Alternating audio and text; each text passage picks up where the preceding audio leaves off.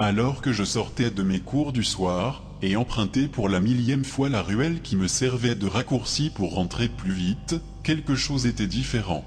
La ruelle qui d'habitude est dégagée, était cette fois remplie de sacs poubelles et autres détritus bloquant la route. Quelque chose de rectangulaire et coloré était posé sur l'un d'entre eux, il s'agissait d'une VHS de Hamtaro. Je me souviens encore très bien de celle-ci. Les bords de la boîte en carton avaient commencé à moisir, alors que la cassette, elle, était flambant neuve, comme si elle et la boîte n'étaient pas ensemble d'origine. Mais le plus étrange était que la VHS était juste posée en évidence sur le dessus du sac, comme si on voulait que je la trouve. Quand j'ai regardé la boîte, je me suis remémoré l'époque où je regardais la série sur France 3, et la nostalgie ayant pris le dessus, je l'ai emmenée et je suis rentré.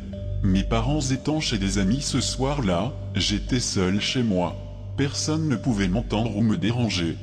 N'ayant rien à faire, et remarquant que la cassette était déjà rembobinée, j'ai ressorti le vieux lecteur VHS du placard, et l'ai branché à la télévision du salon afin de regarder mon butin. C'est à ce moment que la soirée qui avait pourtant bien commencé, tourna au cauchemar. Il s'agissait de l'épisode 1, qui commença comme dans mes souvenirs. Laura et Hamtaro emménageant dans la ville qui deviendra le futur terrain de jeu du hamster.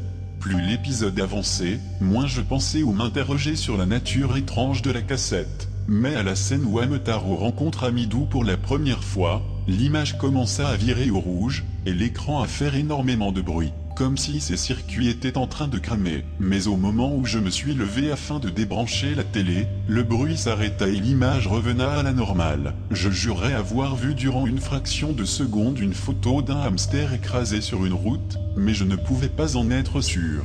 Je continuais à regarder l'épisode, mais cette fois j'étais proche de la prise au cas où le problème de tout à l'heure se reproduisait. À la scène où les hamsters tombent dans un trou et y rencontrent Amiral, la qualité de l'image se détériora, et plein de messages codés flashaient et apparaissaient sur l'écran. Le visage des hamsters fondait et leurs cris de douleur résonnaient dans toute la maison. Je ne pouvais pas éteindre le son, ni débrancher la prise. C'est comme si une force m'en empêchait.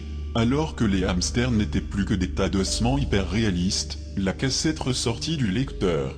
Je fus horrifié en découvrant qu'un mot était à présent gravé sur celle-ci.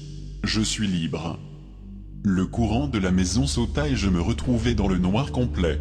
En activant le mode torche de mon téléphone, et en me rendant au disjoncteur, j'entendis des pas lourds venir de l'étage du dessus. La chose où l'individu arriva à l'escalier et me fit face. Je vis en premier des pattes, puis le visage. C'était Hamtaro, mais il n'était pas comme dans le dessin animé. Il était géant, sa fourrure était crasseuse et tachée de sang, sa tête n'était plus qu'un crâne avec des trous béants à la place des yeux, et ses pattes étaient noires et toutes tordues. Alors que j'étais pétrifié de peur à la vue de cette chose, la créature descendit les escaliers en trompe pour essayer de m'attraper. Je lui échappa de justesse, et fonça me cacher derrière le canapé du salon. Je réfléchissais à la manière de mettre fin à ce cauchemar, mais la peur et la panique m'empêchaient d'avoir les idées claires. Est-ce que tout ça est vraiment en train d'arriver? Est-ce que je suis en train de devenir fou? Puis je me souvins de la VHS. Si je pouvais l'arrêter, ce serait forcément en la détruisant. Je commença à la tordre dans tous les sens et à l'écraser avec mon pied, mais rien ne se passait.